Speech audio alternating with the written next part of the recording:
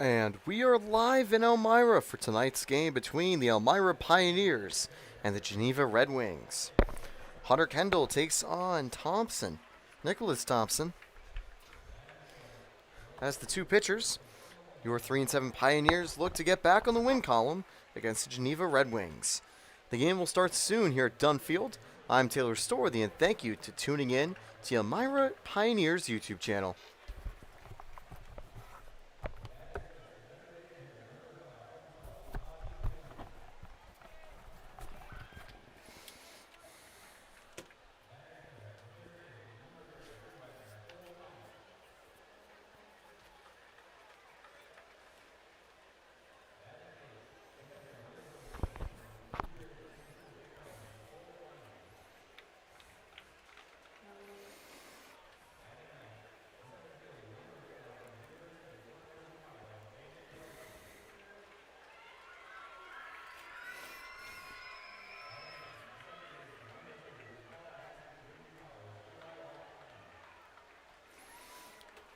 So the starting lineup for the Geneva Red Wings. Max Hittman leads off, followed by Mark Trotta. After that, Nick Searce, followed by Wyatt Patchett, then by Mike Gorham, then Ozzie Flesher. That is followed by Cole Kumpf, then Cole Fleming, Brandon Jelpai, and finally Eli Harpelani.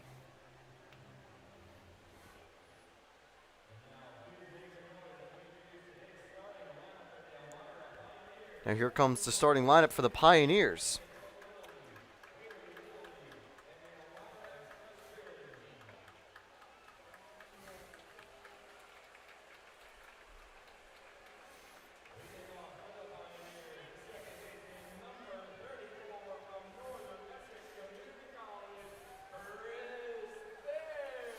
Chris Bear leads off for the Pioneers, playing at second base.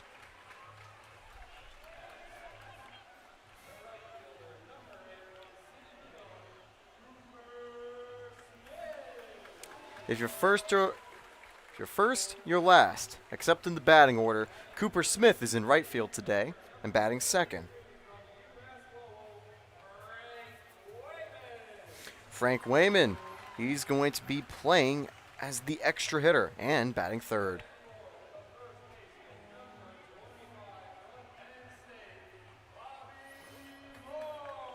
Bobby Marsh playing back at first base, and he'll be batting fourth.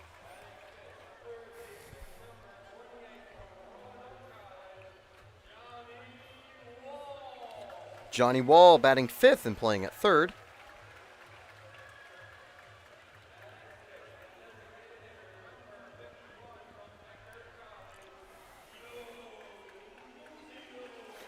And Joe Muzio, he's going to be the designated hitter today, batting sixth.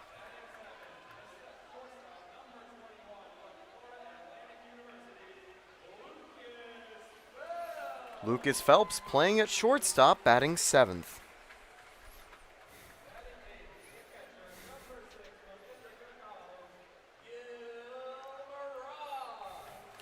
Gil Murad is going to be the catcher today, forming the battery alongside Hunter Kendall.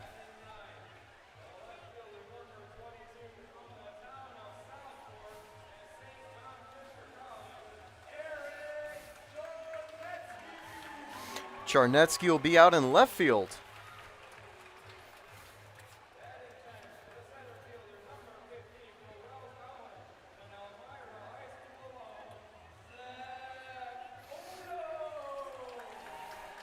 And finally, Zach Odom will be out in the outfield and center field, playing 10th. And that's your lineup for the Elmira Pioneers. They'll, of course, be taking the field on defense as the home team. They will be wearing their standard gray uniforms. The Geneva Red Wings, as the away team, will be wearing navy.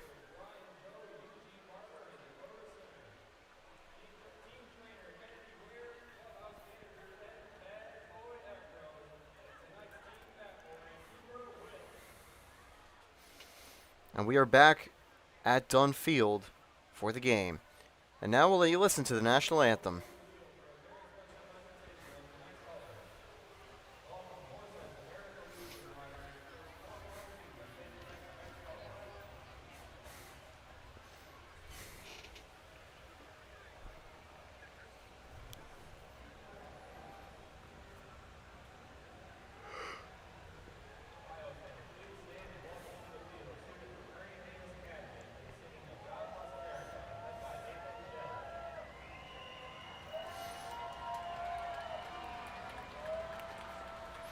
And here as well, coming from the outfield, some veterans entering the field.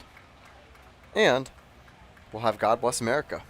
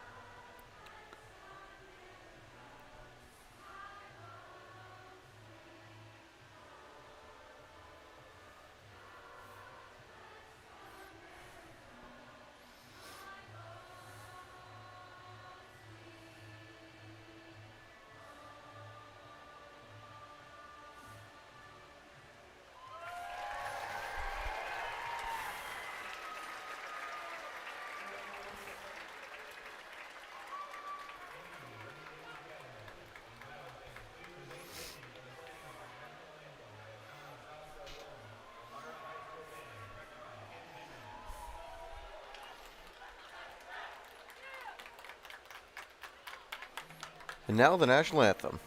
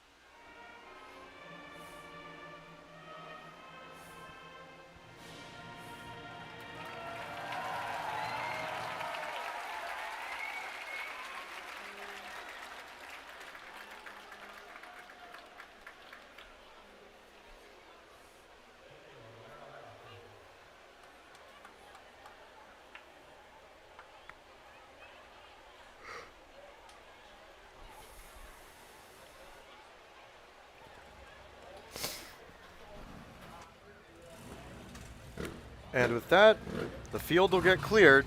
We're going to see the motorcade exiting.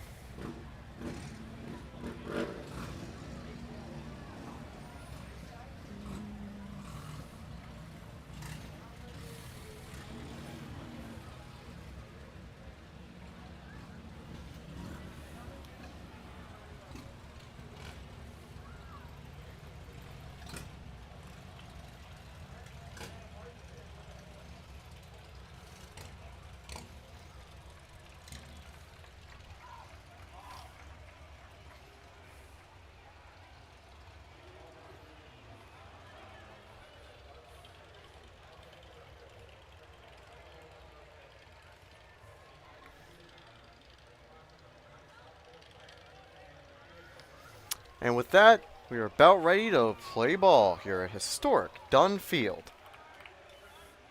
All that's left is the first pitch ceremony.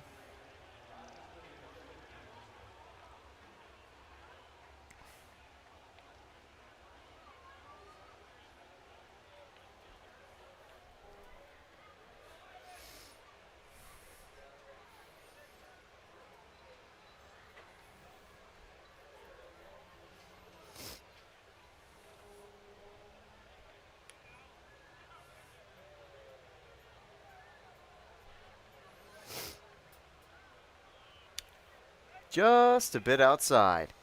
Of course, that's the first pitch done and dusted. We are ready to play ball, and always great to see for the first pitch underway.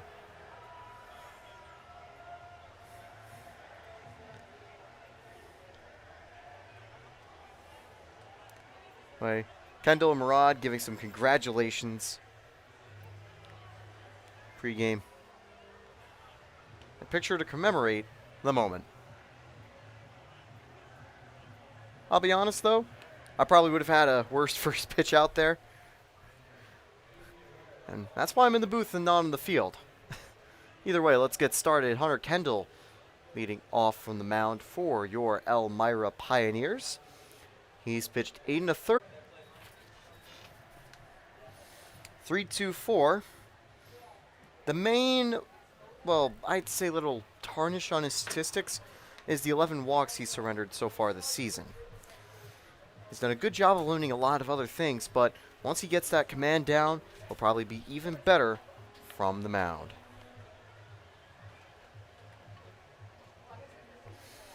Apart from that, he remains one of the stronger pitchers for the Pioneers through those amount of innings pitched. The third lowest ERA of anyone with over 10 innings or 8 innings pitched. His opponent's tricky though. Nicholas Thompson, through 8 2/3, has pitched for 2 no decisions, but hasn't allowed a single run.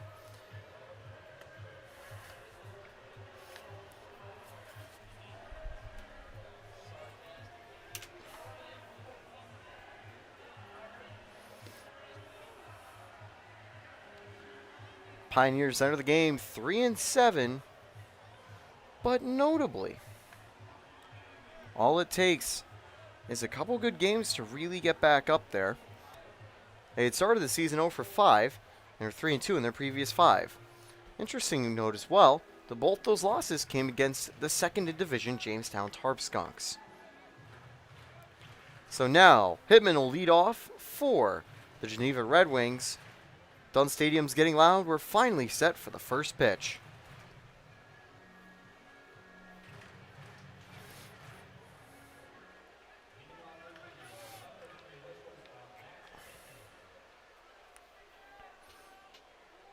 First is a swing and miss for strike 1. Now, if you need to know how your Pioneers take the field, Kendall and Murad form the battery. Murad, Bartenstein, and Berube have all gone back and forth at the catcher's position. That one's low but in the zone, strike 2. In the infield, from left to right, we've got Wall at third, Phelps at short, Bear at second, and Bobby Marsh at first. Marsh has played all over the outfield, but returns back to first base today. That one's low, ball 1. In the outfield, meanwhile, Eric Charnetsky, Zach Odom, and Cooper Smith. Smith playing his first game in right field today. That one's also outside, 2-2. Good job by Hitman to take. This season, he's got the best average for an eligible batter on the team, hitting .320. In total, he's also drawn 5 walks. It's 1 ball away from walk number 6 here, as he's worked the count full. Hitman's also struck out 5 times.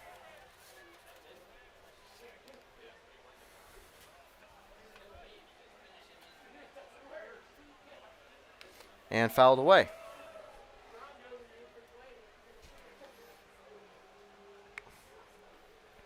Nice sunny day here in Elmira at Dunn Field.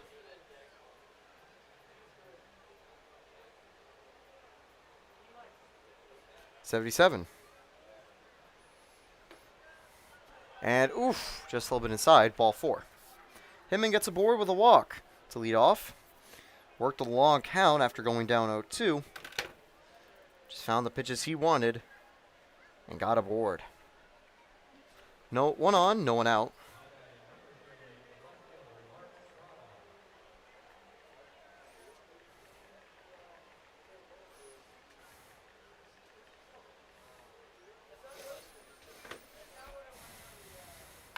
Fouled away, 0-1.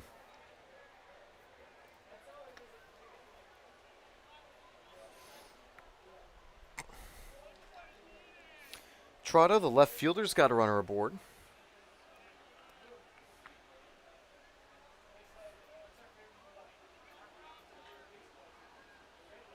That one's going to be lined right to second, and they double up on a quick throw. Chris Bear heads up play. And that is going to be 2 outs right off the bat.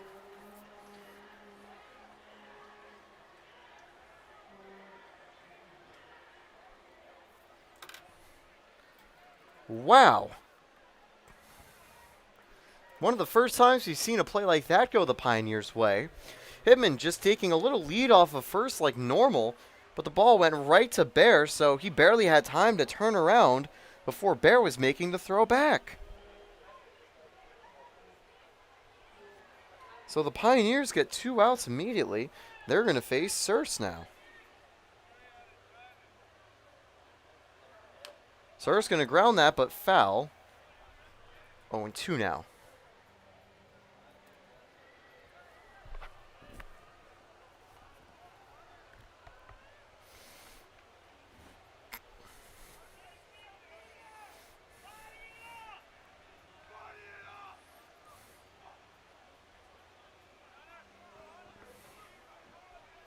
Here's the 0-2 from Kendall, 2 away.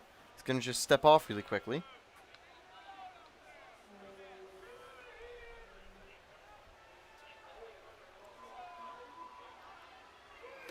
Outside, ball 1.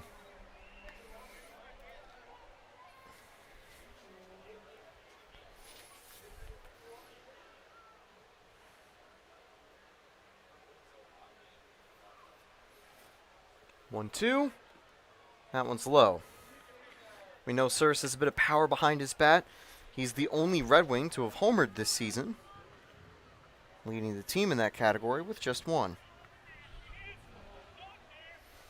Also, hitting .240 on the year. He's going to line that one deep to center. Odom tracking back. That's going to go off the wall. Extra bases. Surse holding up at 2 with a stand-up double with 2 away. So we mentioned he had a little power behind his bat, and he rips that one deep center field. Didn't have enough to really hit the wall, but it's got deep enough to get past Odom. Runner in scoring position with 2 away now.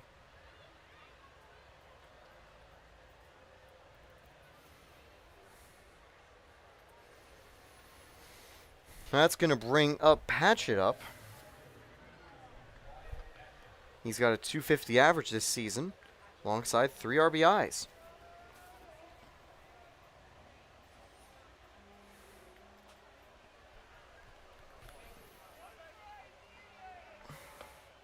Strike 1. That one over the plate and just in the zone.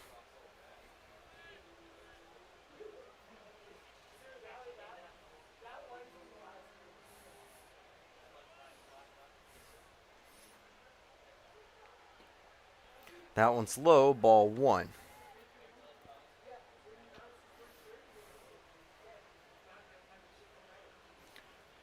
Now, one thing that's, I think, certain, Kendall and Sokol have been the two arms that have been trusted the most as pure starters from Coach Drum, being the 1 and 2 arms in the rotation, and both have put up some solid numbers early on. Up until yesterday, Sokol was doing a little better, but now, thanks to a couple runs that were definitely just unlucky, his ERA has gone up a couple points higher than Kendall. Kendall will want to try to lower his even more. 2-1. He's going to find the strike zone on that breaker. 2-2. Now 2 away. With that runner on second, can Kendall get out of the inning?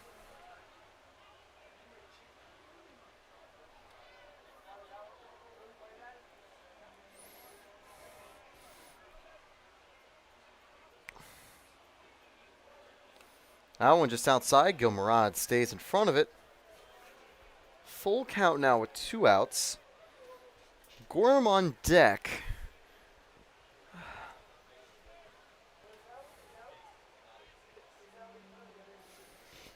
What'll Kendall do?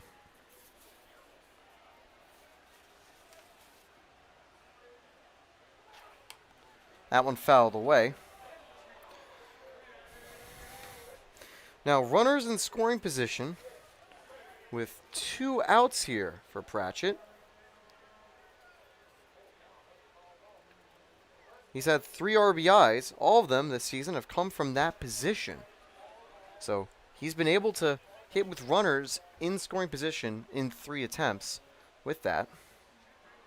But he won't this time. Strike 3. Kendall gets his first of the game, and the side is retired. No runs on 1 hit, no errors, 1 left the board. First inning concluded in the top half, bottom half. Coming up right after this, I'm Taylor Storthy, and you're watching Pioneers Baseball.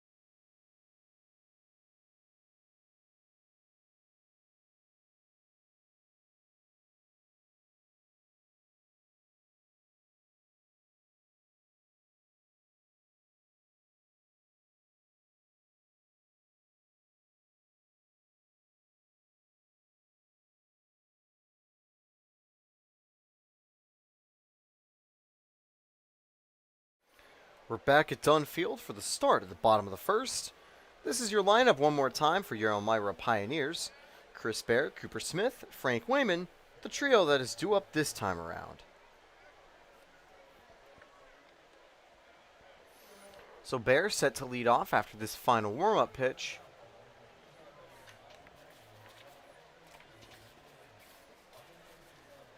So far this season, Chris Bear has been hitting the best of any Pioneer hitter in just 14 at-bats, hitting a .357 average, 5 hits, 2 RBIs.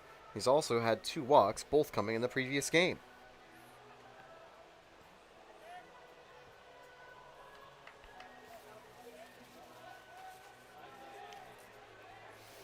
Bears had 3 at-bats against lefties, and it's got 2 hits and an RBI against them. So against the strong arm of Nicholas Thompson, I have a feeling Coach Drum likes Bear leading off here. Thompson in 8 2/3 has only surrendered 4 hits and 4 walks, and we see a little heat there on that outside corner for strike 1.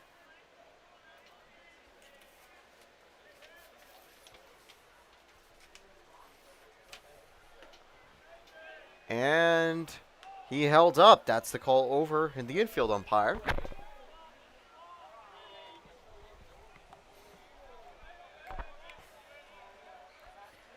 One to Bear. Swing and a miss. 1-2.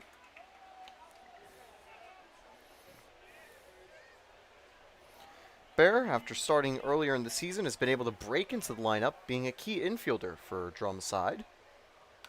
And he's going to foul that one off. Count stays 1-2. Cooper Smith on deck, hitting in the 2 spot this time. Again, you could take a look all the way down to Wall and Muzio.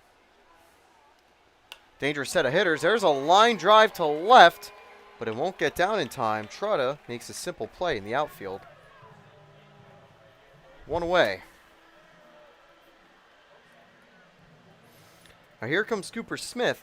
He had a solid night last night. He almost had the first hit of the game for the Pioneers on a play that was just ruled an error at third base. Cooper Smith has been one of the stronger hitters for the Pioneers all season. He's entering the game with a .276 average and the most out of any eligible Pioneer hitter, as he also has 29 at-bats. That one's inside the zone, strike 1.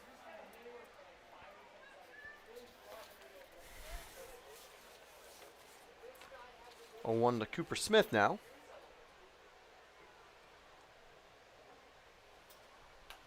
He's fouled that one away, 0-2.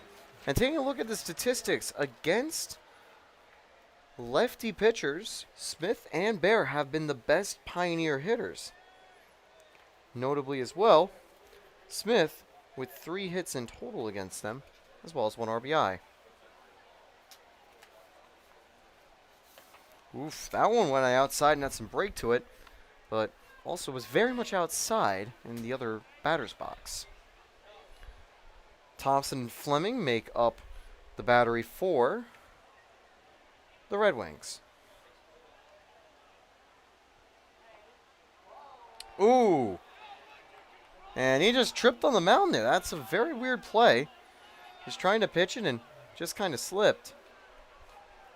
Gorham, Hitman, Harpolani, and Gorham are in the infield. Looks like Thompson's all good after that little slip. That one's going to be driven deep left field. That one's got a chance to get down. It is... What is it going to be called? Foul. Just barely foul. That was the first one we've actually seen clear the outer wall, but it looked like that one was just a bit outside. A few inches from the first home run of the season for your Elmira Pioneers. Oh, still a 1-2 count.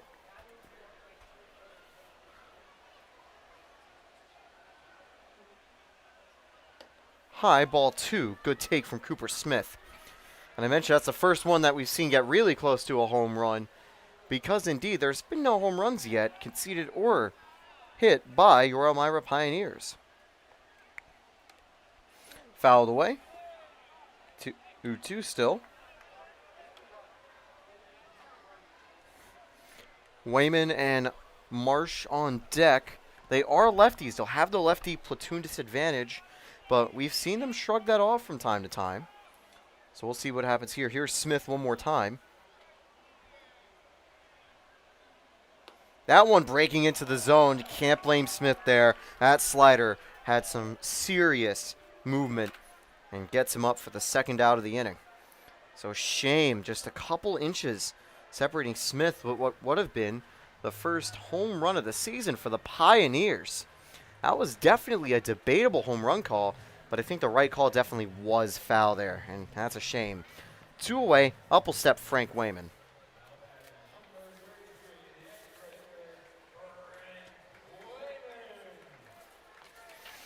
Here's the pitch. That one's going to be strike 1. Now, against lefty, the hitters, Thompson, he's faced 5 batters, and he hasn't conceded a hit. That one's just going to be popped over to third for the final out.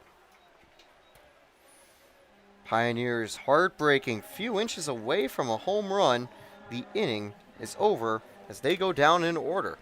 Still a tie ball game as we enter the second.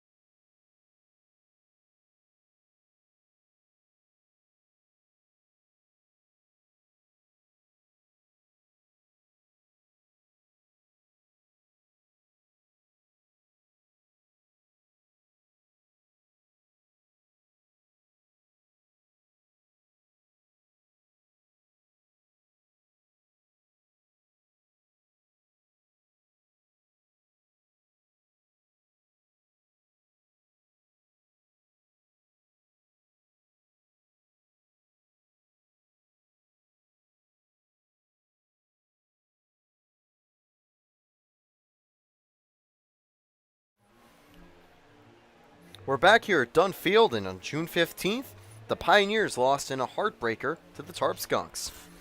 They were only able to get up one hit that game, and we'll be looking to turn that trend around here against the Red Wings. Gorhams leads off here. Kendall surrendered a hit and a walk back in the first, but got out of that walk early on quickly with a double play. After surrendering the double, he was able to lock in and get a strikeout against Patchett to end the inning. 1-0 now to Gorham. That's going to be grounded over to second. Chris Bear on it and makes the play at first. Out number 1.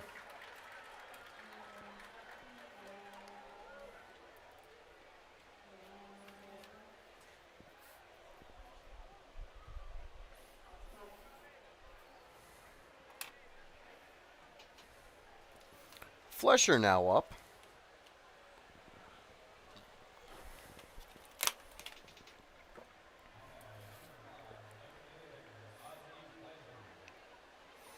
He's hitting .318 this season, and behind him is the best eligible batter on the Red Wings. That one taken, strike 1.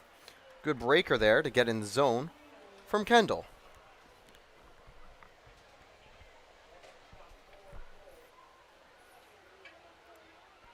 That one fouled away. Count goes 0-2 now.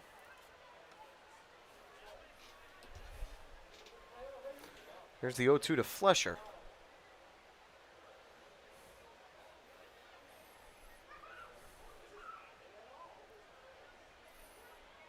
That one a bit inside, bounces away from Gilmarod. 1-2. Flesher's the designated hitter for the Red Wings.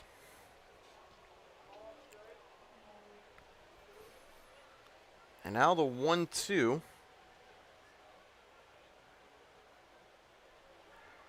That one's going to be grounded right to Kendall, and he's just going to trot over the first before tossing it to Bobby Marsh. 2 quick outs here, and good to see Kendall succeeding. During the first days of the season, warming up in bullpens, we saw Kendall wearing a knee brace. He had a PCI injury from earlier in the season that he had actually suffered off a home run, which is very disappointing, but he's looking all good here, back on the mound, looking for another start, and trying to get his first win of the year in the column. It's been tough for Pioneers starters to come away with wins. Usually, the Pioneers leaving it late have given them to relievers. Kendall was part of that first win in Oneonta, but it was Nick Reiser who'd gotten the win in that game. Here's the 0-1 now to Kumpf. 2 away.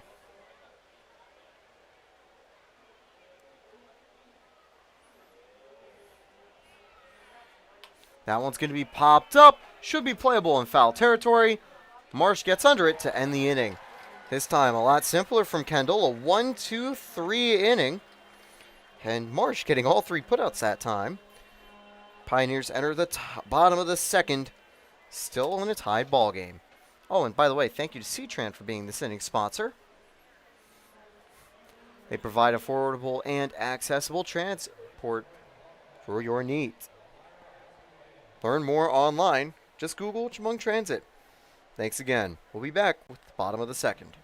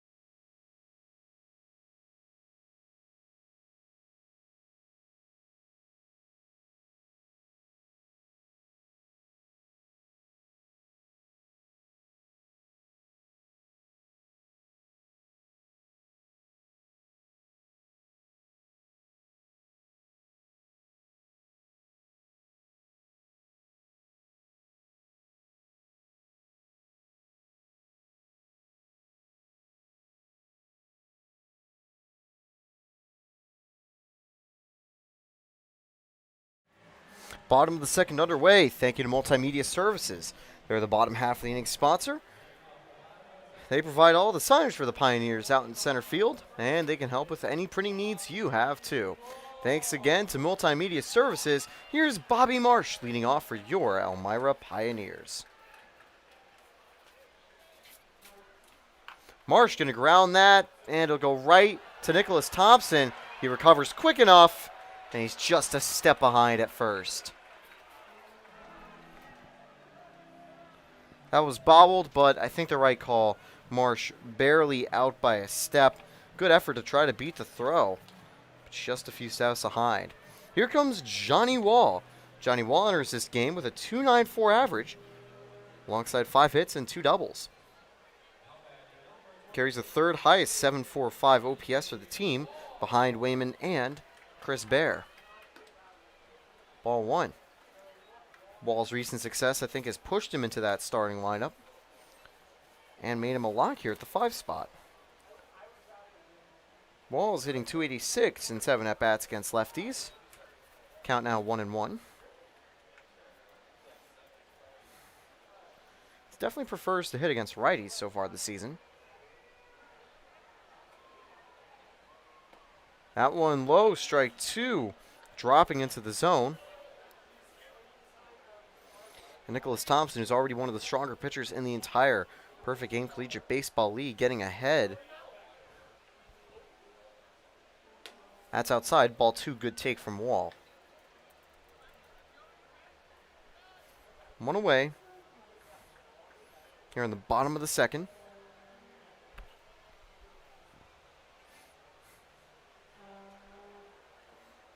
That's low and inside. Ball 3. Weather canceled yesterday's game that was scheduled to happen in Newark. So the Pioneers excited to get back into action today here at Dunn Field. 3-2. That one's going to be shot to short on the diving grab is Hitman. He makes the throw to first. Gorham reaching out to get it. 2 away. Great grab there by Hitman. 2 outs.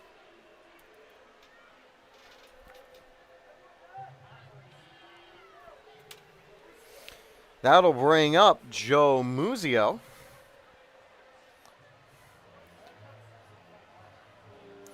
And an interesting statistic, Joe Muzio this season, he's had 5 stolen bases. The Red Wings as a team have had 5. And that's, of course, for the season. In total, So Muzio, a lot more active in the base path, or just as active as the entire Red Wings team. And also, Muzio hasn't gotten caught stealing yet. Swing and a miss there, strike one. Muzio just going early. We know Muzio to be a guy who likes to go with those first pitches. And that one was just a bit outside.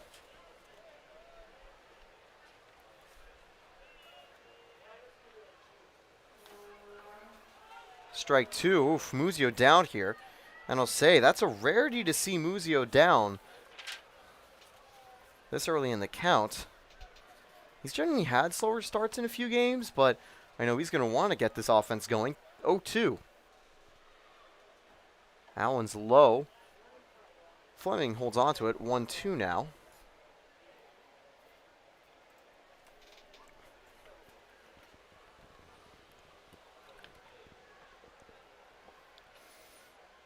One, two. That one's outside again. Good take from Muzio.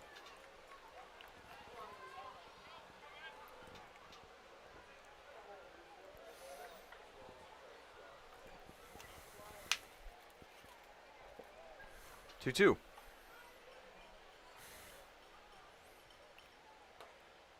Ball three. Good attempt to try to put that in the zone, but the ump won't give it to Fleming. Full count. Muzio working it full here.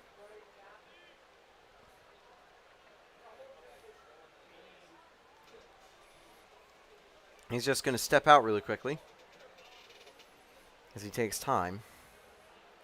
One strike away for Nicholas Thompson to get through two.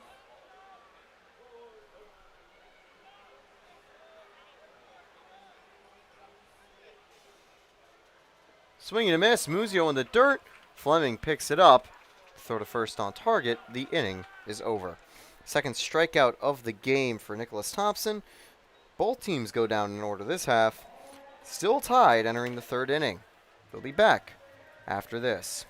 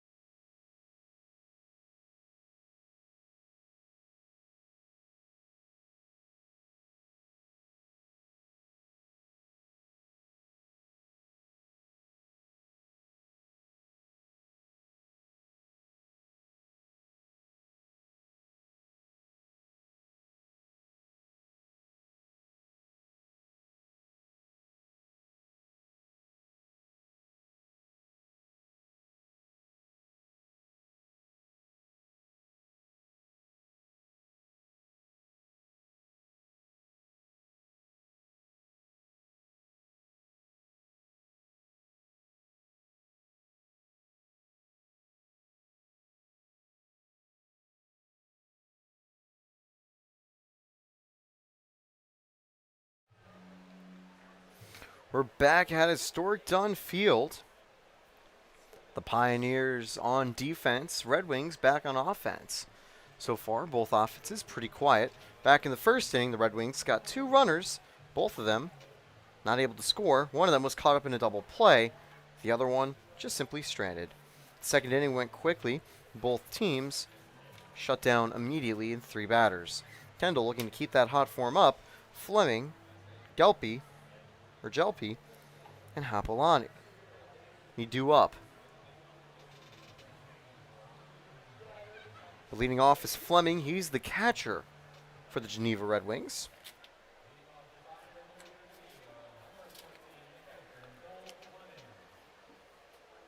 Fleming winning 143 this season in 21 at-bats.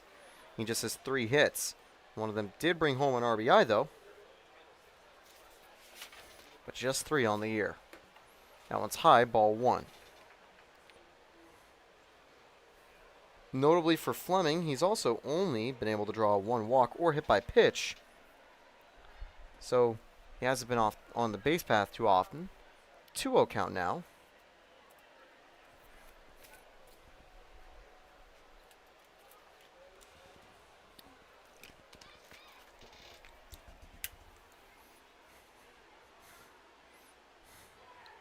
That one's going to be lined. Gets past a diving wall and Phelps for a base hit. Good attempt there, but just split the two defenders. Runner on, no one out.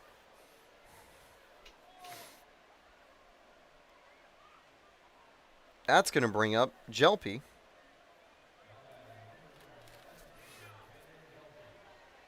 He's hitting 182 this season. But notably, he's been a little bit better in getting on base. Even though he's only had 2 hits, he's managed to have 4 walks drawn. And now he's got a runner aboard. That one's inside, ball 1. Now I wonder in this situation, do they try to tell Jelpy to drop a bunt, see if they move a runner around? It'd be interesting, although we did hear this team isn't as big on sacrifice bunting and small ball. They usually play long ball here.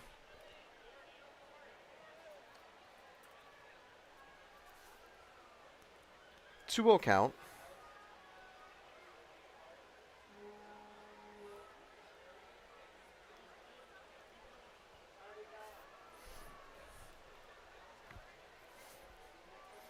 Kendall, pickoff attempt. Fleming back safe.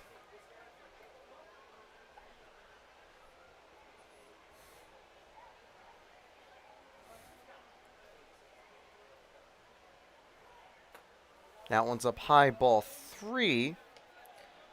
And we're already seeing that Jelpy's discipline is helping him in this at-bat.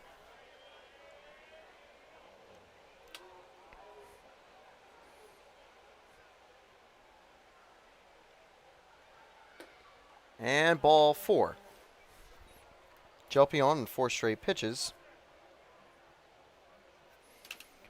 Harpalani now has a 2 aboard and no one out.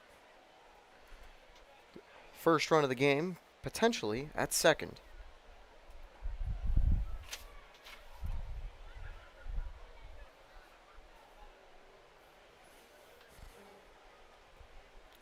Third and first, playing a bit in.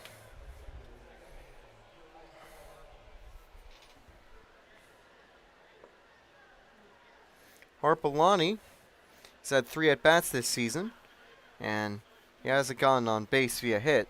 He does have a walk, and not surprisingly, he's going to drop down a sacrifice bunt, and he'll be out at first. Both runners now move up to scoring position, second and third with 1 away.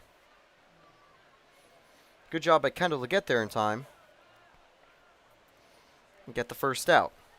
Top of the order back up, Hitman, who drew a walk last time, is up here.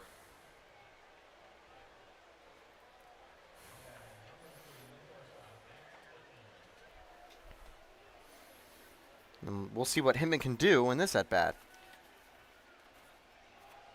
Hitman takes the first pitch for strike 1. We saw Hitman work down from 0-2 and get on base.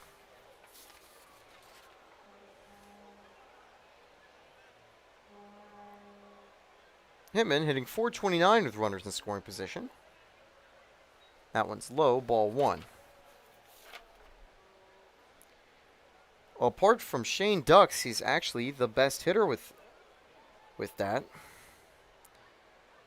7 at-bats, he's pulled in 6 RBIs. He's got 2 potential ones waiting on the base paths. That one's popped up. It'll go foul. Marsh tracking it down, but not able to. Count goes 1-2. And I think that's a good play by Marsh to not go for the catch there. Because at that point, you're not going to be able to get the ball home in time when the runner tags up from third. You'd rather preserve a lead and give your pitcher another chance than already risk losing it right there. Here's the 1-2 to Hitman. Hitman fouls that one back, staying alive.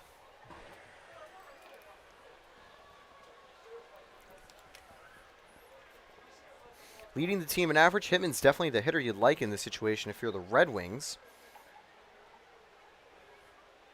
Maybe not for Kendall, but see if Kendall can get him out. That one's lined and foul.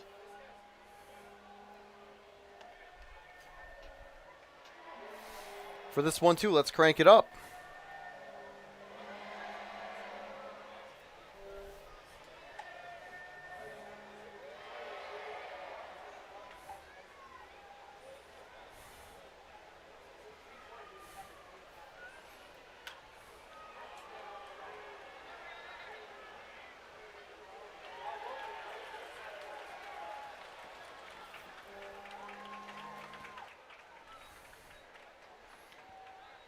With that, Geneva takes a 1-0 lead.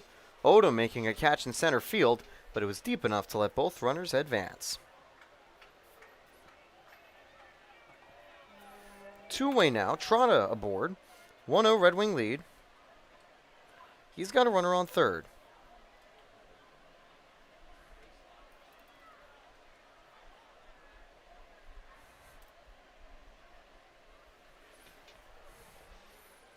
And they're also going to actually have to replace the base at third base really quickly. The slide kicked it up.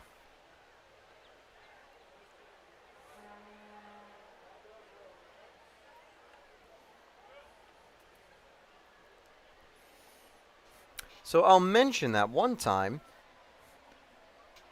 during the media day for a picture. Photography crew there wanted just a picture of a Pioneer setting a base down into the dirt. They elected to do third base there. Could be an explanation. Maybe if it was a little bit less aggressively placed or dug in there. Although it also then experienced a full 10 games of work for the season. Well, not 10, but a good chunk of home games. We're going to see what they need to do here. Sponsor this inning is Papa John's. They're the official pizza provider for your Elmira Pioneers. Whenever you stop to Dunn Field and go down to the concession stand, you'll be able to get yourself a fresh slice of Papa John's. Being served to you with a smile here at Dunn Field. So whenever you're stopping by here, make sure you go get yourselves a Papa John's pizza and any other concessions food. Thank you again to Papa John's for supporting the Elmira Pioneers.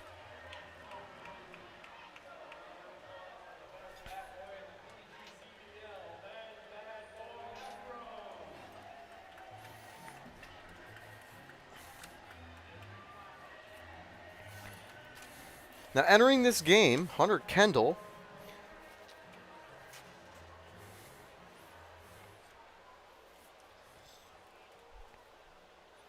has pitched pretty well with runners in scoring position, allowing just one hit in 12 at-bats with that situation.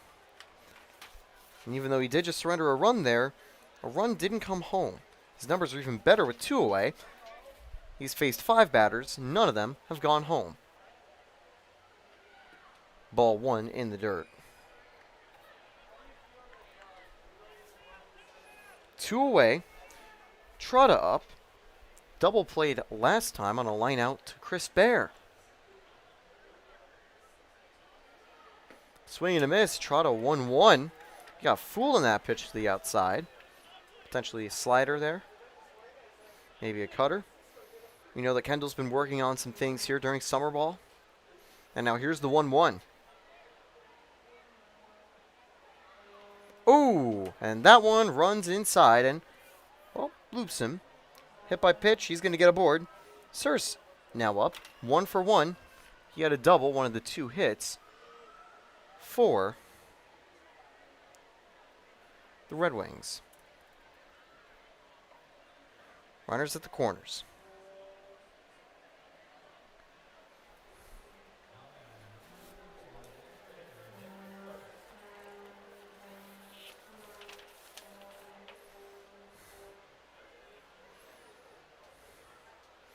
Circe, 1 for 6 with runners in scoring position. He's also got 1 RBI. That was in the dirt. 1-0. I have a feeling they might try to send Trotta from first to second. If I was Gil Murata, I'd just hold on to it here. Let him take the free stolen base. You don't need to defend Joe Muzio's honor and keep that stolen base total at equal. That one in the outside corner, strike 1. We've seen throwing errors from catchers that just are roughly fielded at second on stolen base pickoffs, or even roll into the outfield, allow that runner from third to get home. Instead, what you might want to do is fake a throw and then just whip it back to third. Now it's going to be grounded over to Marsh, keeps it in play, and gets the final out of the inning. 1 run does come home, but that'll be all on 1 hit, no errors. 2 left the board. Bottom of the third coming up next. Pioneers still trailing by 1.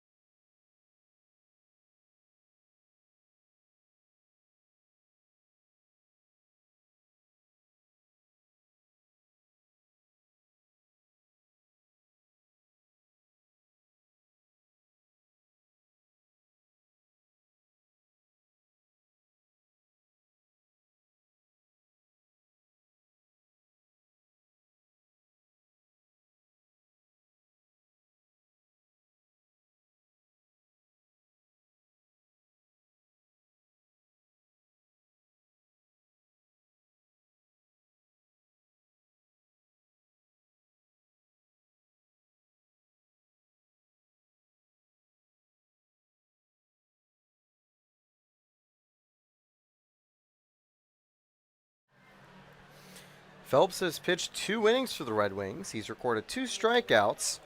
He's seen 2 flyer pop-outs and 2 ground-outs. No one's gotten aboard yet for your Pioneers. Phelps wants to be the one to change that. Ball 1 outside. Demet's Candy Company's the sponsor. The Pioneers thank Demet's for helping sponsor your Elmira Pioneers. Here's the 1-0 to Lucas Phelps. And that was ball 2. Just wanted to see whether it bounced off the catcher or off of Phelps. 2-0. Almost looked like a hit by pitch, but it wasn't. Phelps still ahead, though, 2-2. Now 1, strike 1.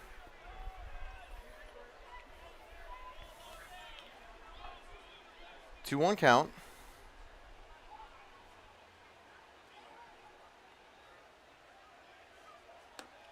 High, ball 3. Phelps getting ahead here. For the season, Phelps an 0.91 average, but he does have a .375 on base percentage, and he can get aboard. He's going to send one. That's going deep left field, but at the warning track, making the catch is Trotta, 1 away. So I will say, we've seen 2 very well-hit balls. The Pioneers can really get a barrel to it. They might be able to try to equalize this game. That'll be easier said than done, though. What can Gil Murad do as he steps up for his first plate appearance?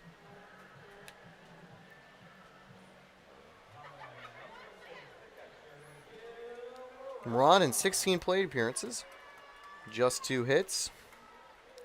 And apart from those 2 hits, he also hasn't gotten on base. He's played very well defensively at the catcher position, though.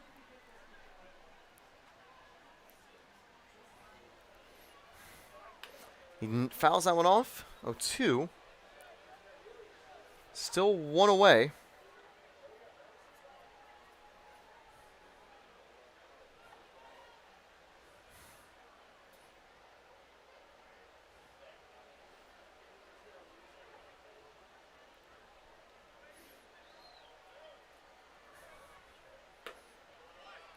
Close call there, but ball 1.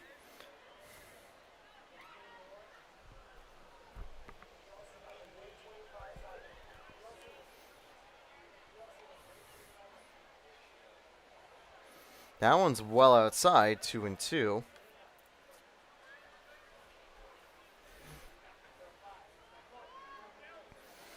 Count even for Murad. Murad lines that up the middle. That's the first base hit for your Pioneers. He'll get a single. And that's just sometimes the hit you need to get. A hard one on the ground that splits the defense. Hitman and Harpalani not able to get it. That's now going to bring up the 9-hitter, Eric Charnetsky.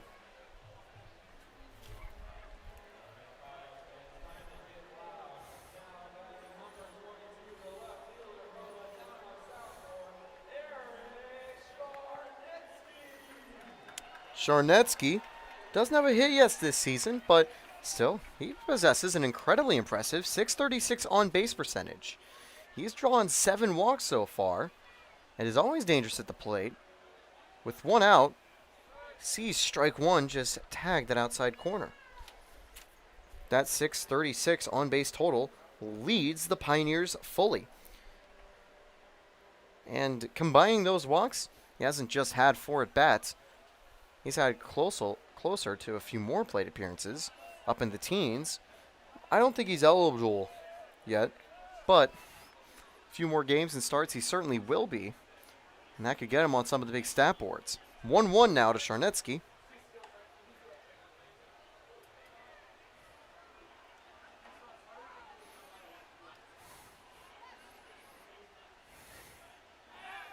Pickoff attempt to first. Gil Murad back safe.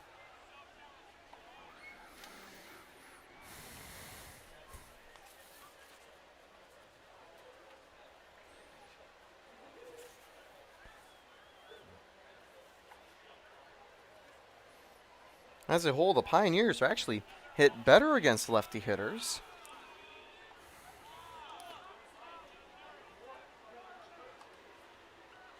Charnetsky has drawn 3 of his 4 walks against them.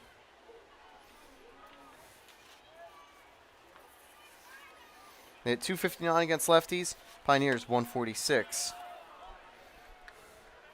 against righties.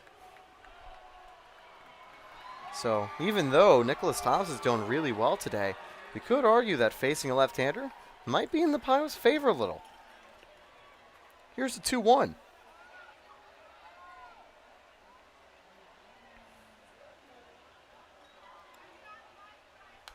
Foul back. 2-2 now.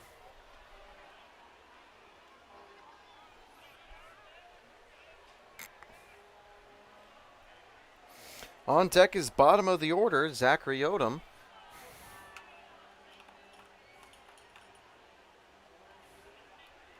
And now the 2-2. And swing and a miss. Charnetsky goes down swinging. Third strikeout of the game for Thompson. 2 outs. Odom comes up now with a runner aboard.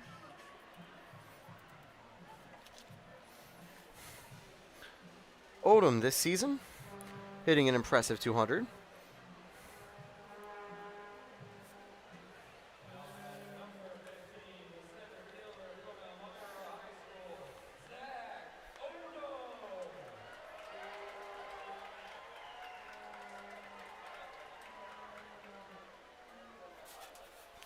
Odom, however, quiet so far against lefties this season. He's got a good chance to break out of that, though. Try to get Gilmarad running on the base paths. Base path running has been something Coach Drum has wanted his team to focus on. I'm told they say that the team has been playing too much hero ball there, trying to come home and win it for the team. Most of the time, it takes an acquired team effort, and that's what they want to stress. Use other ways on the base path to move runners. Don't be too aggressive and get caught out to dry. For instance, hesitations like we saw from Bobby Marsh or getting caught out once or twice that we saw from Jay Vaughn. 1-1.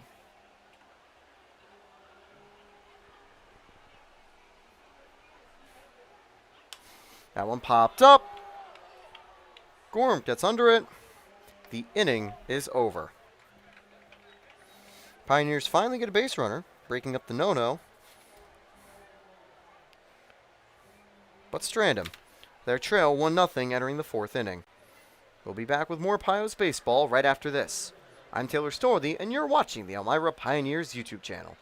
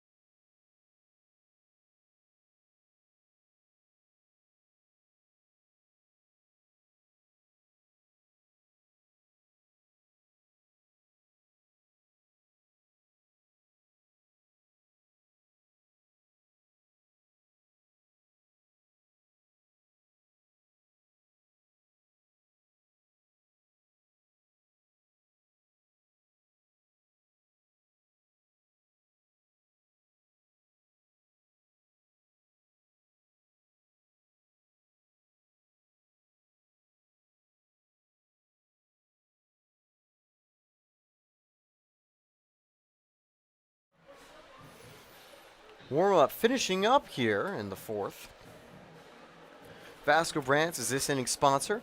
They'll handle all your janitorial needs. Thank you to Vasco Brands. If you ever need Vasco Brands to help you out, just let them know the Pioneers sent you.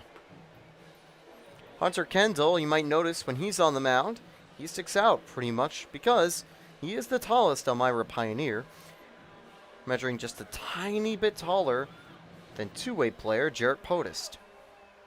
Kendall at 6'7".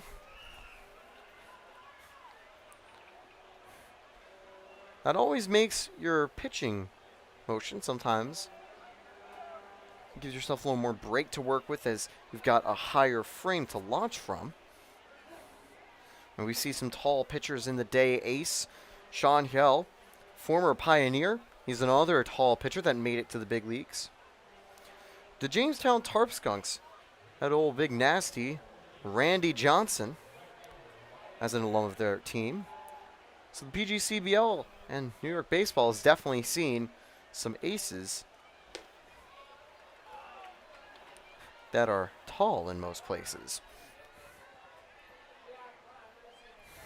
Even though 6'6" is very tall for baseball, makes you about a small forward in most basketball NBA. Now here's the 0-1.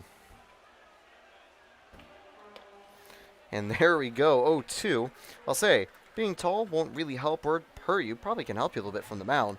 But at the plate, it certainly hurts because that'll expand your strike zone and make it harder for you to take pitches effectively. Now here's the 0-2. That one's going to be driven, but that one's foul. Count stays at 0-2. Patchett leading off. He struck out in his last plate appearance.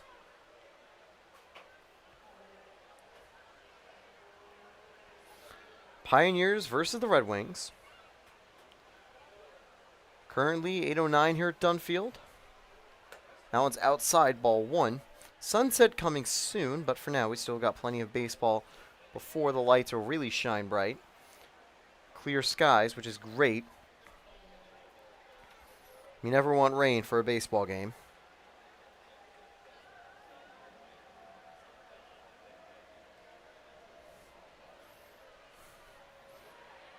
And strike 3 rings him up for a second time, getting his second strikeout of the game. Gorham now up with one away.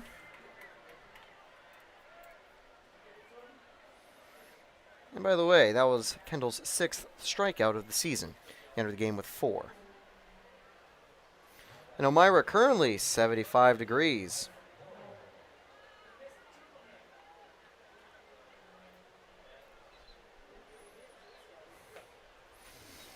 Now 1-1. Gorham gets ahead here. Last time Gorham was up, he grounded out to second.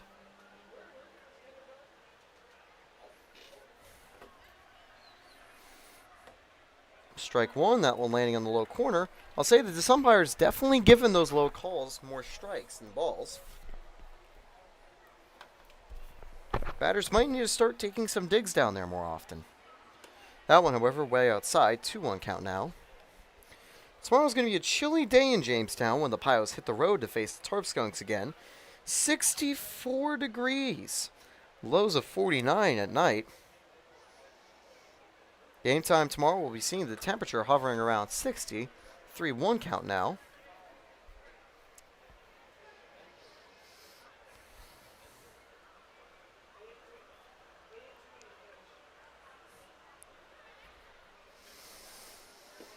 And ball 4. That time in the dirt. Gorham gets aboard with a walk.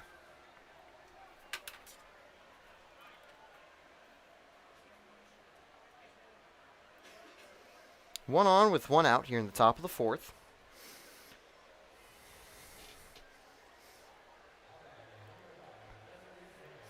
That's the 6th base runner for the Red Wings today. One of them has gotten home. The others have been stranded or put out from plays. That one fouled up. Should be playable by Bobby Marsh, and he does for the second out of the inning. So before we could even introduce him, Flesher goes down to 0-2. 0 for 2 today. 2 outs, still top of the 4th. And now, Kumpf is on board.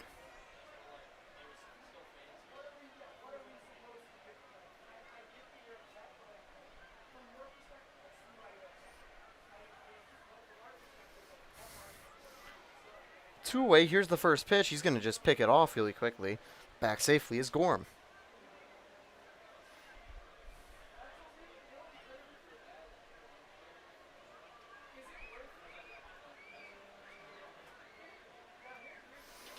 That one swing and a miss. Strike one. The off-speed fooling Kumpf that time. Again for the season. Kumpf hitting 125 entering the game. He had fouled out last time. Good pickoff attempt there, but once again, Gorham's safe. We already pulled up that statistic, but the Pioneers definitely been a lot more active in the base path in stealing attempts than the Red Wings. Strike two that time. Kendall getting ahead. And now they've got an 0-2 count on Kumpf. And Kendall complete his fourth inning. And keep it just at a 1-0 lead.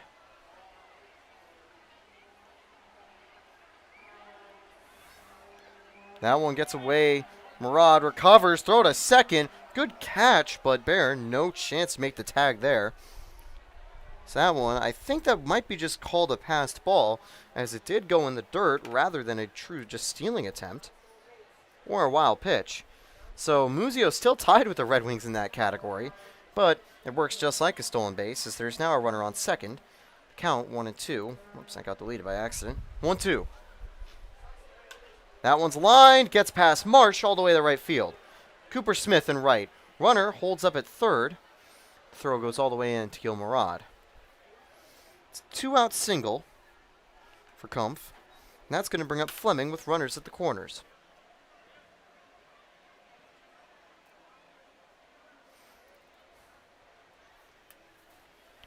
So far, even though there's been a couple shaky situations, Kendall's done a lot better job this time of limiting free bases.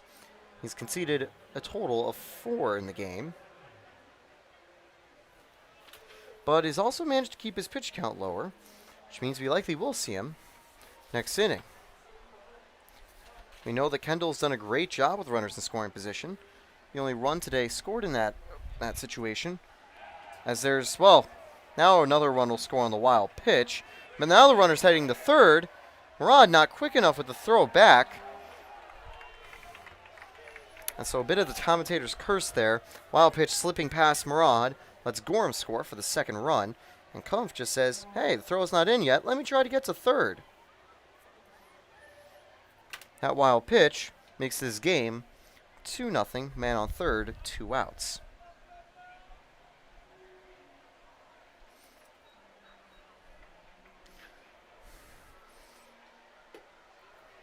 One count now. That first pitch, obviously the ball in the dirt.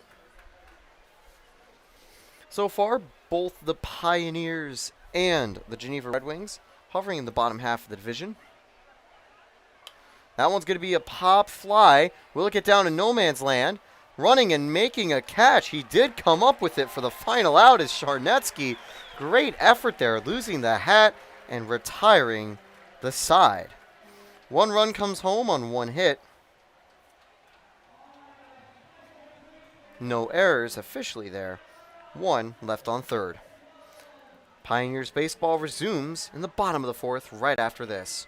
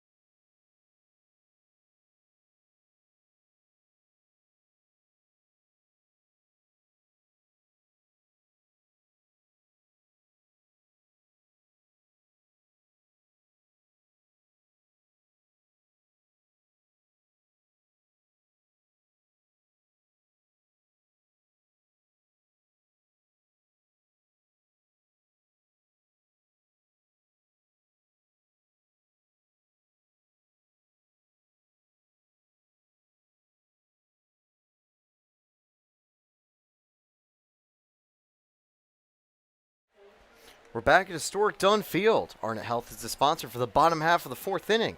Thank you, Arnett Health, for being the premium healthcare provider for your Elmira Pioneers. You can trust them with health. It's what they do. Chris Bear leading off for your Elmira Pioneers.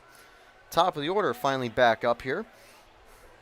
Thompson saw only 10 batters in the first 3 innings. That's how efficient he's been so far. He only gave up that 1 hit to Gil Murad back in the third. Pioneers still have time. They'll need to get that offense going to climb back from the 2-run deficit. A wild pitch brought home the second run back in the top of the fourth. That one's fouled away, 0-1.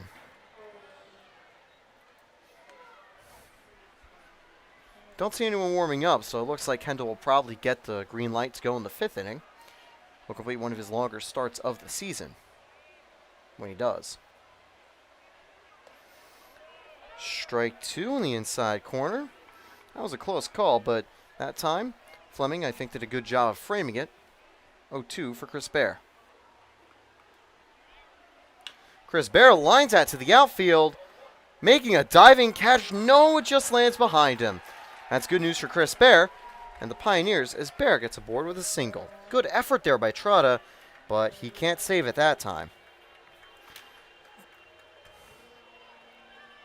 And makes it a little bit hard to do with the camera quality. You have to sacrifice clarity with zooming it in.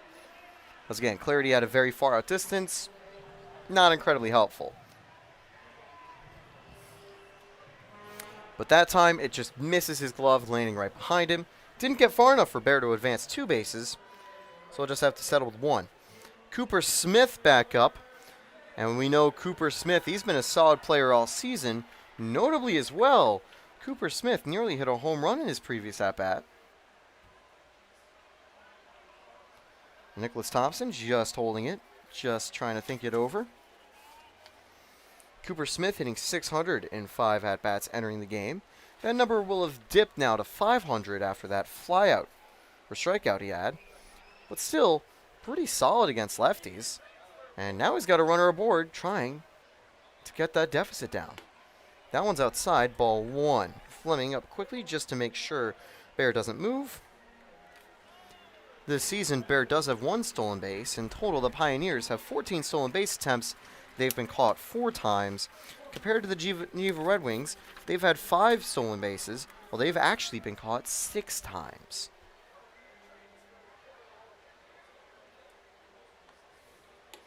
Strike 1. If anything, I think that'll be even better news for Muzio, knowing that he's about as good as a team at stolen bases, and he hasn't gotten caught yet. Now 1-1 to Cooper Smith.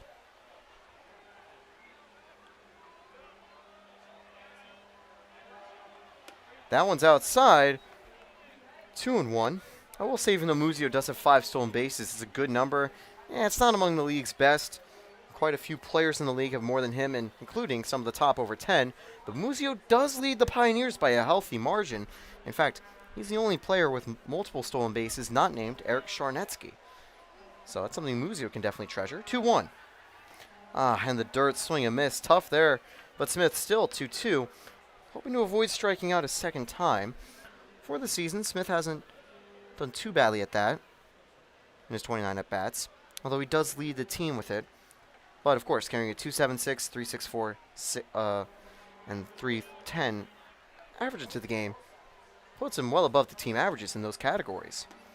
And, tough right there. Smith thought that was low, but it wasn't. Strike 3. And that's painful. It's that low zone that we've been seeing all day. And this time it retires Cooper Smith.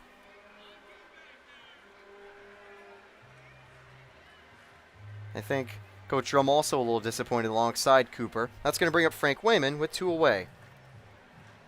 Sorry, 1 away.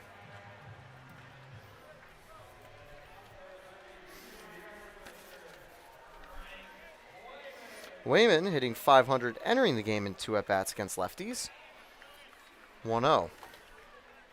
Naturally, you'd expect him to have the lefty-lefty platoon disadvantage. At this stage of the season, that just might not be the stat we see completely yet.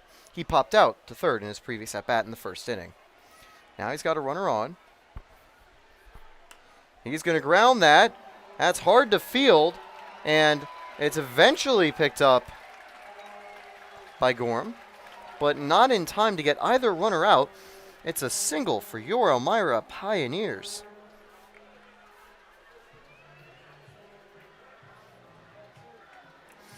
Now it's just a very tough ball. Gorham tips it backward by accident, so Hitman can't even get it. Try to get one out.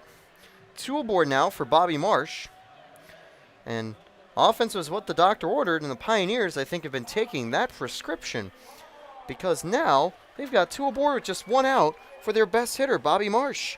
And I'll say best hitter just notably because, Bobby Marsh was one of the best of the team last season. He is behind in the stats a little bit, hitting only 207 so far, but still definitely has power. He's 3rd in the team in slugging, or 4th behind Frank Wayman with 345.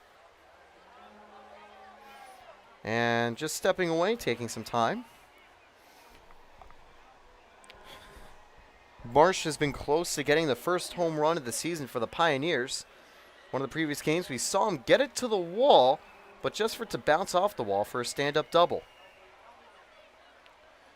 He's got a chance to try to equalize this game with 2 aboard. We know he's got the power to get it deep. That one's outside, ball 1. That big bomb that he had, well, guess what? That was also against a left-handed pitcher. It won't be a surprise to see, but it will be a surprise to note that was the only hit that Marsh had against lefty pitchers so far in 7 at-bats. Unlike the rest of the team, he has done better against righties. Fouled away 1-1.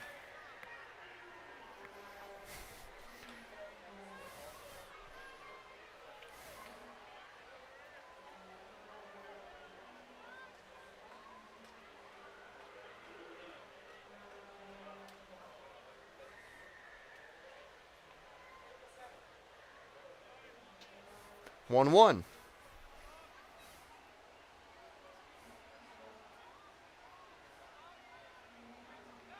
And stepping off like that is Thompson. Kept his hand up with the glove, which means he avoided a balk there. That's always something to watch out for. Balk rules can be a little complicated from time to time, but a move like that, as long as you don't do stuff with your hands, is good. Marsh shanks that to the left. He'll let get down behind the outfielder. It will, but it's foul by a few inches. That's disappointing, but very much landed foul. Trotta not able to get it. 1-2. That looked like a play that could have equalized the game, but just a bit to the left.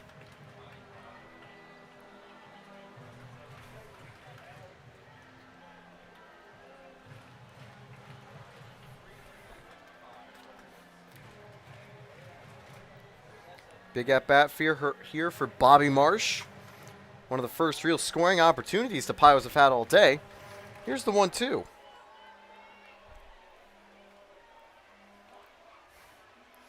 That one's low, ball 2.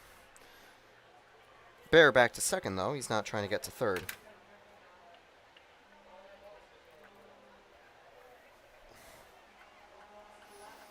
First time we're seeing Thompson in a jam all day. 2-2.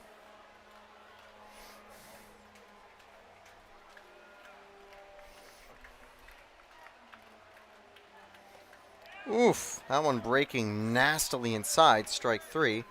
And that's strikeout number 5 of the day for Thompson. I will note something. We do see someone warming up in the bullpen as Johnny Wallet takes a crack right here. So it could be very well that Thompson might be running low on the amount of pitches he has left to go. They're more watching than pitching, though. But I do have a feeling we'll see Thompson return for the 5th inning at least. Let's see what Wall can do here. With 2 away, can he try to not let these runners get stranded? Strike 1. No. Wow, okay. I said strike 1 preemptively because that one was right down the middle. And it didn't look too low either. With the way that the ump has been calling it, I thought that would have been a bona fide strike. Wall gets ahead here, 1-0.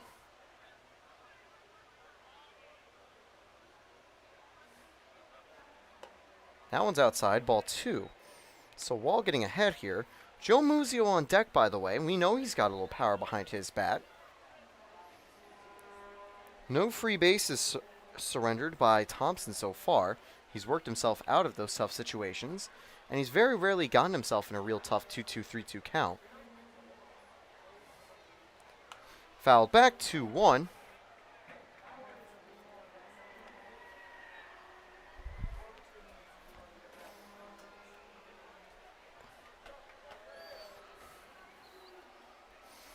Sunset coming soon. We see the sky getting color with some tints of orange. Now here's the 2-1 to Johnny Wall. He grounded out his first at-bat. Runner goes. He's going to take. Throw to third by Fleming. And both runners advance in the double steal. Gorham not able to come up with it at third.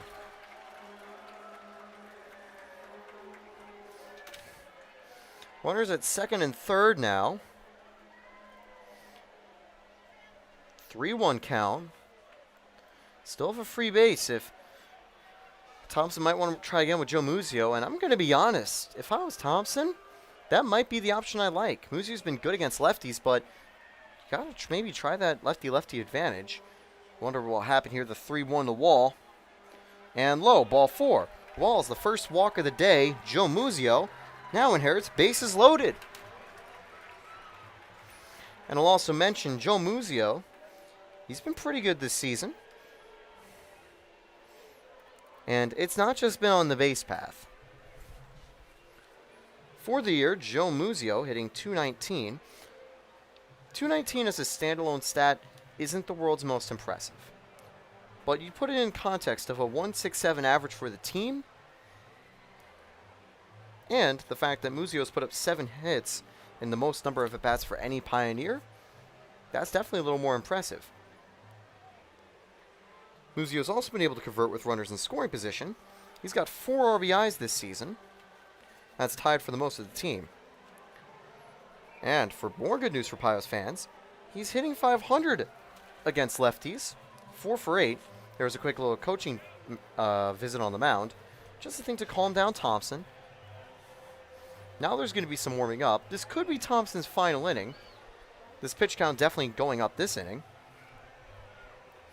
With 2 outs, can Joe Muzio get the Pioneers right back in it? Coach Drum had said in an interview I had with him during the rainout yesterday that there hasn't been a lot of run support for pitchers like Mike Sokol, and neither for Hunter Kendall. Can Muzio finally get something for Kendall here?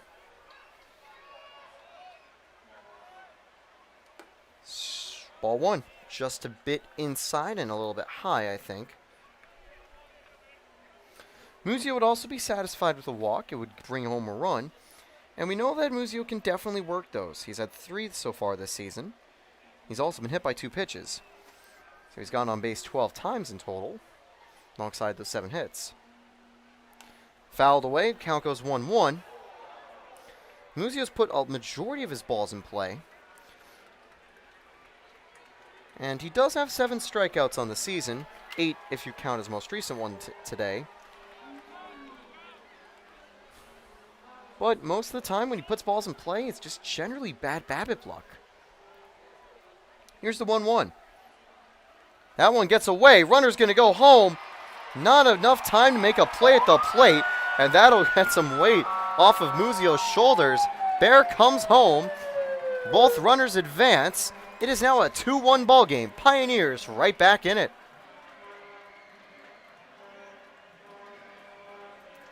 That's the first earned run all season for Nicholas Thompson.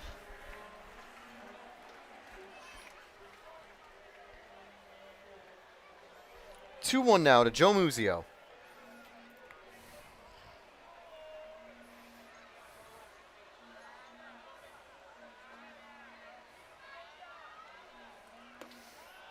High, ball 3. Muzio, with a free base open, could get aboard here.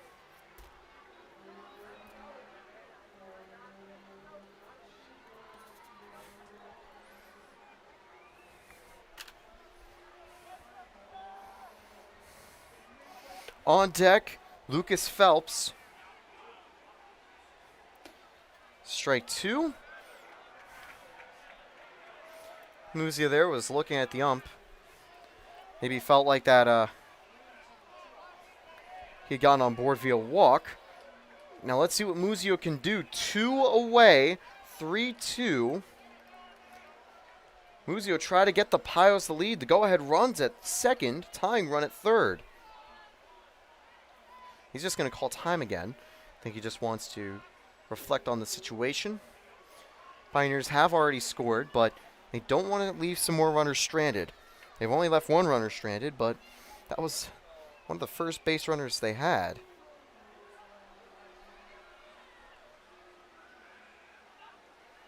3-2.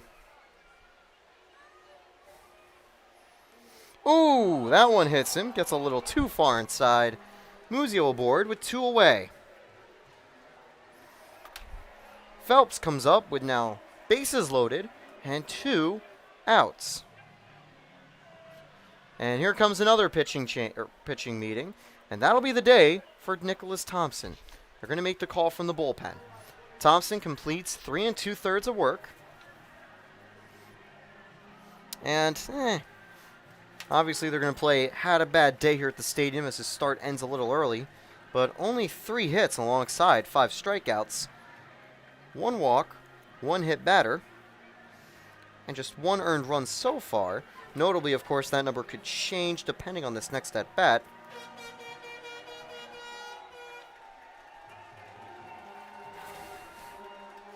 Say it wasn't a completely terrible day for Thompson. It would be terrible, however, should the Pioneers make that ERA soar a bit higher, as they're going to face someone coming in from the bullpen. 2-way, he's going to warm up, still bases loaded. We'll be quiet for a second as he does so.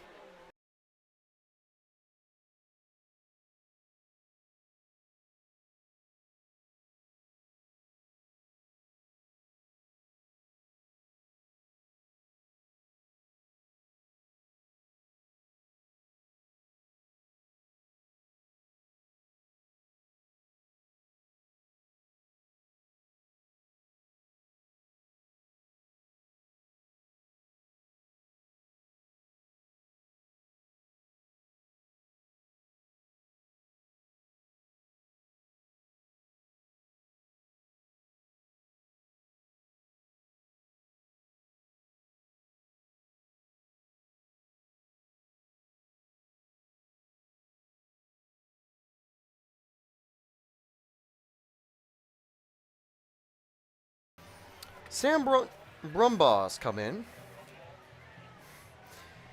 5.40 ERA this season, 3 1/3 innings in relief. He has a .250 opponent batting average against him. And he's inheriting bases loaded. Brumbaugh with bases loaded. He's not had that situation yet. But with runners in scoring position and 2 away, he's surrendered just 1 hit in 3 at-bats. Brumbaugh, a righty pitcher. That, ironically, will be a platoon advantage against the Pioneers. His first opponent will be Lucas Phelps. You already mentioned Phelps this season. He's got just 1 hit, but that hit did come against a righty. Phelps has also faced a majority of righties. He actually hasn't had an actual at-bat against a lefty. He had got a hit by pitch, a walk, and of course in this game he did fly out, which was his first recorded at-bat in quotations. 2-1 lead, bases loaded. Can Lucas Phelps blow this game open? He's got a tying run at third, a go-ahead run at second, and Muzio would just be insurance at first.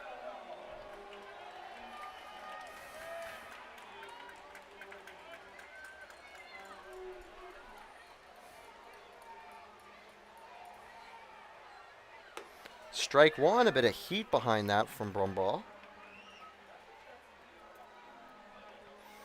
That'll be interesting for the Pioneers to watch out for.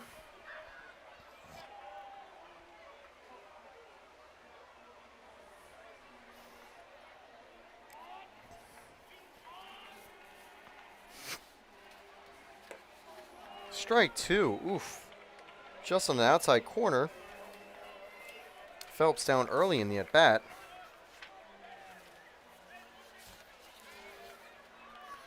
Phelps for the season with bases loaded. This is also his first at-bat in that instance.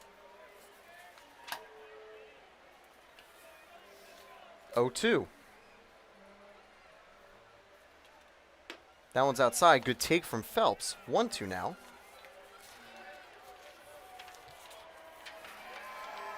With bases loaded, Pioneers have got 10 RBIs and 18 at-bats. But in total, they've just had 2 hits. So they mainly advance runners thanks to sacrifices and other means. Wayman has the most in this category. Can Phelps get his? And that one lands in the zone. Strike 3, fooling Phelps. Inning is over. Bases left stranded, which is going to be incredibly disappointing. All 3 outs for the Pioneers. Went down looking. But they do score 1 run, which is a little bit of consolation. It comes on 1 hit. No errors. It's a 2-1 ball game. Pioneers right back in it. Red Wings still lead.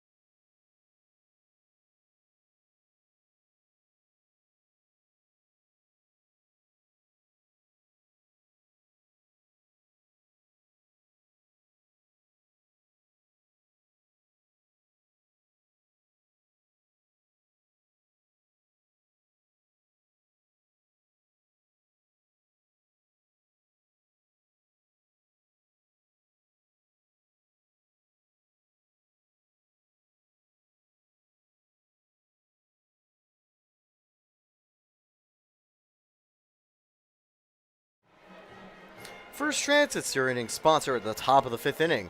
Hunter Kendall takes him out again. Thank you to First Transit for supporting your Elmira Pioneers. It was an electric bottom half of the inning for the Pioneers. Getting bases loaded and bringing a run home. But those bases got stranded. Rumbaugh came in relief and was able to get out of the jam.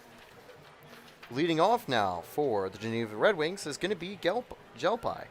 He got on base via walk last time.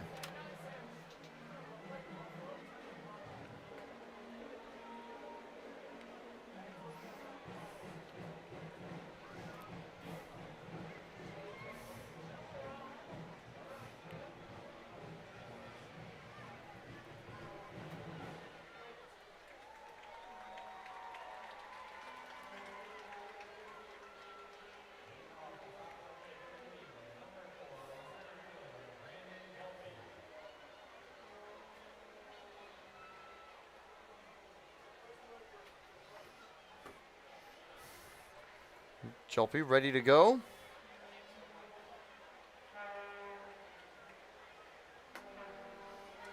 Oh, 1.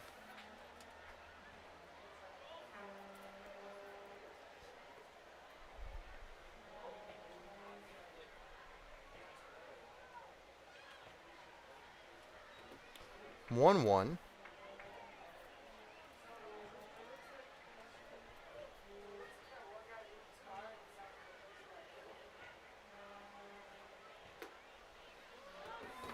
One, 2. Good job by Kendall fighting back here against Jelpai.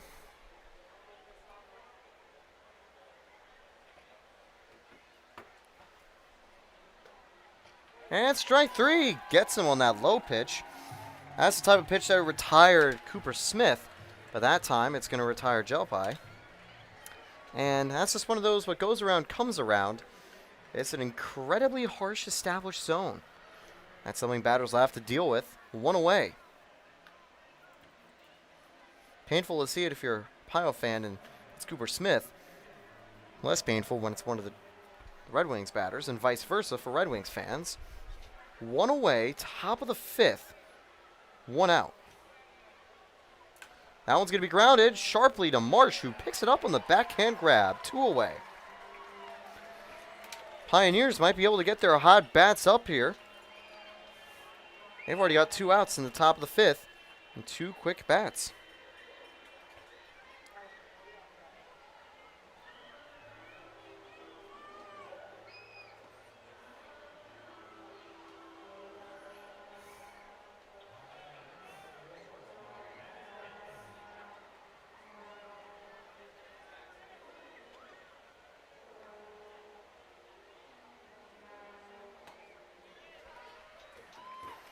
0-1. He's going to get ahead here, back top of the order. Hitman up.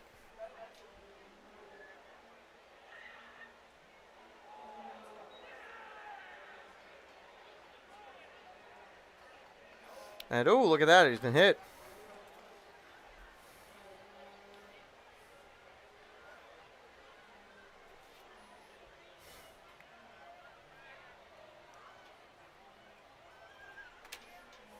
So Hitman gets aboard with 2 away. Runner on. Do see some action in the Pios bullpen.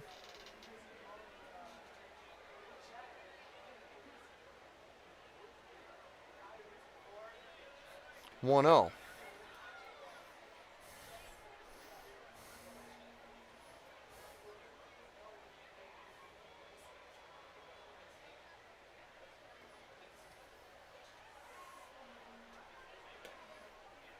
One 1.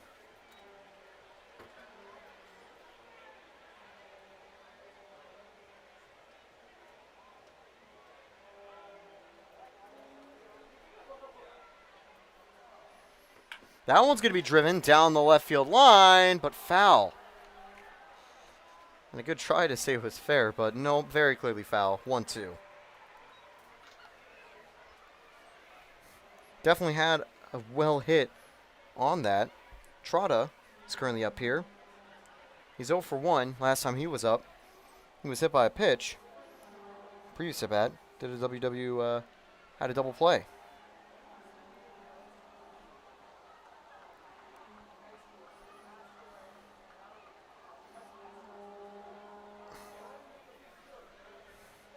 One, two away in the top of the 5th. Once again, thank you, First Transit. Just outside. Oof, borderline. Gilmarad, I think, was trying to frame it, but not enough. Count 2-2.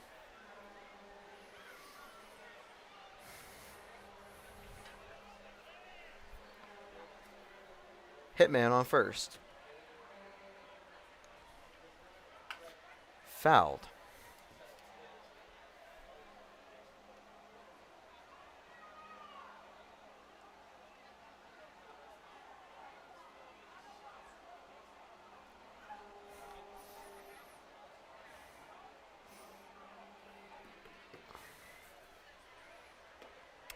And he held up barely 3-2. That was a close call, but just holding up there.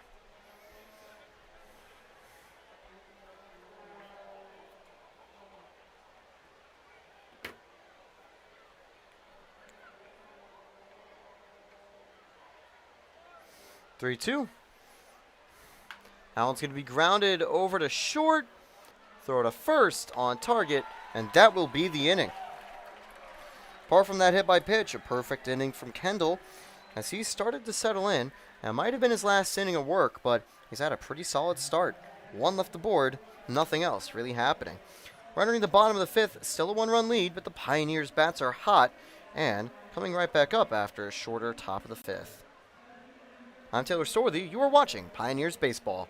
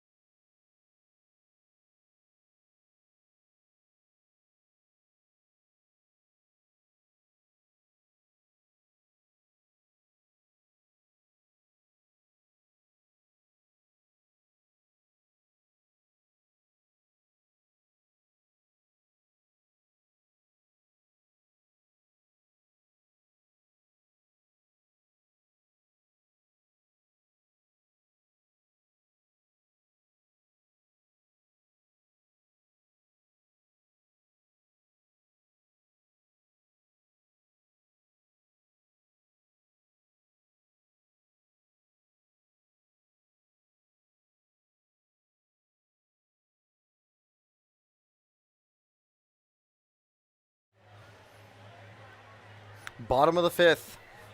Texas Roadhouse is this inning's sponsor. And I think you can see up in left field that Texas Roadhouse sign. Sorry, right field. That Texas Roadhouse sign. Well, if someone hits it, everyone at Dunn Field gets a free Texas Roadhouse appetizer.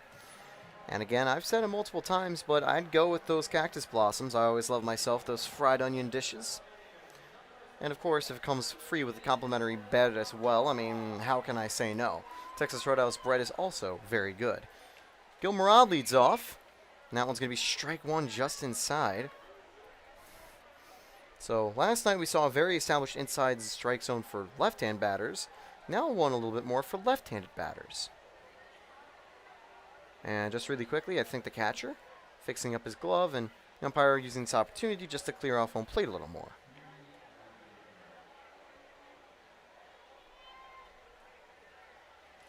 Oh, 1.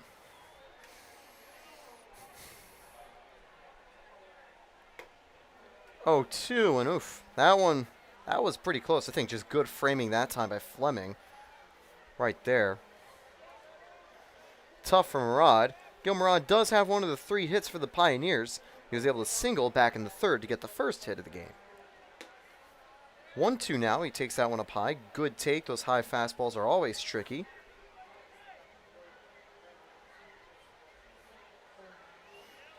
1-2 to Gil Murad.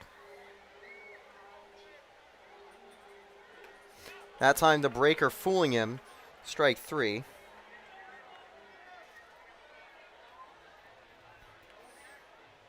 So in total, that's the 7th strikeout that Pioneers batters have fallen to today. And out of the strikeouts, 5 of those have gone down looking. You could definitely say the Pioneers have gotten more disciplined, but 5 backwards Ks in the game, not a great sign when trailing. Charnetsky struck out, but he struck out swinging in that previous at-bat. What can he do now against Brumbaugh?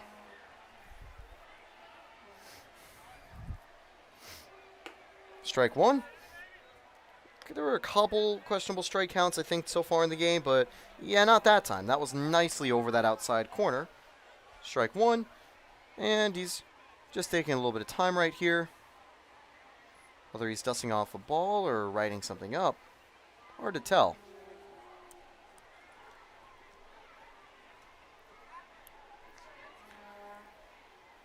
Maybe I just had something wrong in terms of who's on the field. Here's the 0-1.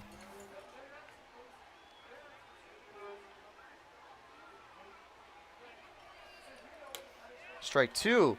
And that breaker there has been fooling Pioneers batters ever since Brumbaugh came in. That's how he retired the previous 2. If Pioneer can get under that pitch, that could go a long way. 0-2. Swing and a miss, and Charnetsky just over it that time. 3 straight strikeouts from Brumbaugh. Odom steps up with 2 away. So the hot bats of the Pioneers may have cooled off just a little bit. They now face 2 outs here in the bottom of the 5th. Once again, thank you Texas Roadhouse for sponsoring the Elmira Pioneers.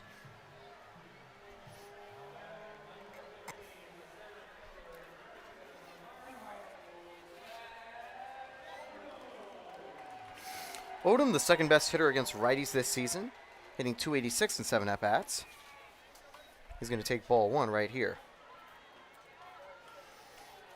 Odom popped out in his previous at-bat.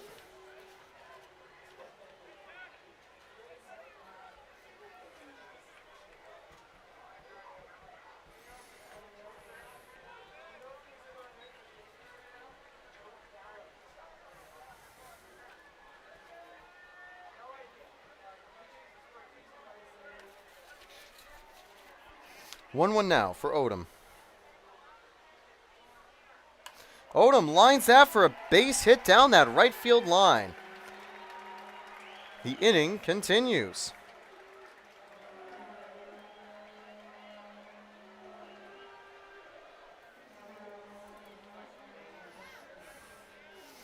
Top of the order back up now. That's going to be Chris Bear, who scored after singling in his previous at-bat.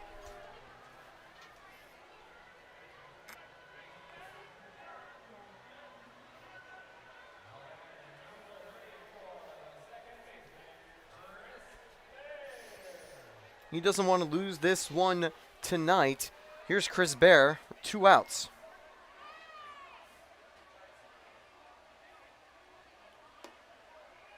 Fleming turns quickly but doesn't throw. 1-0.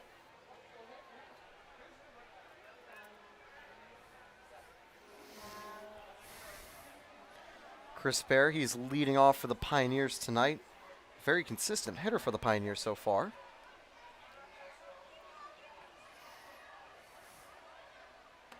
That one's high again. 2-0 to Bear.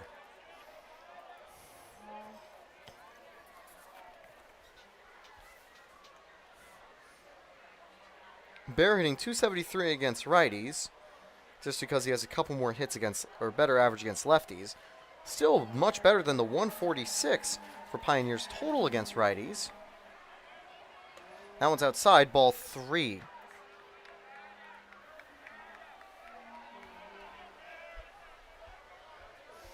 So Bear up here, you get a third walk of the season as Cooper Smith waits on deck. And we know what Cooper Smith can do at the plate. He struck out 2 times today, but we nearly saw him take one deep. Bear will just take the ball 4, and he's going to get aboard. 2 on, 2 out. That's now the go-ahead run at first. Tying run now at second. A hit brings 1 home, and if Bear is fast enough around the base paths, he sometimes is, could be 2.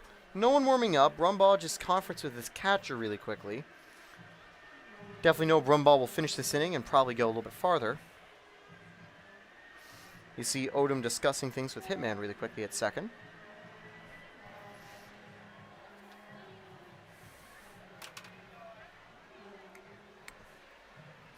Two away. Your current stat line. 2 runs on 3 hits for the Geneva Red Wings. 1 run on 4 hits for the Elmira Pioneers. Neither team has committed an error today, so very solid fielding, which is a good sign. You don't always want defenses to bobble balls and make bad throws. Both teams have been very competent at that. There have been some missed balls or very close diving plays, but nothing to consider an error. Smith takes strike 1. And again, Smith just a very tough with those low pitches today. Saw that previous at bat, him being sat down on 1. Looks over to Wildman, looking what to do. Now Cooper Smith ready with the 0-1 coming right up.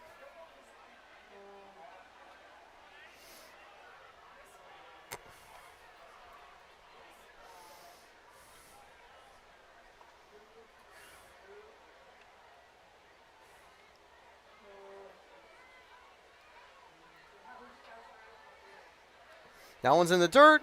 Runners, however, just staying. Count goes 1-1. And we'll say, I think that might have been the smart move. You don't want to risk getting caught out to end the inning. Let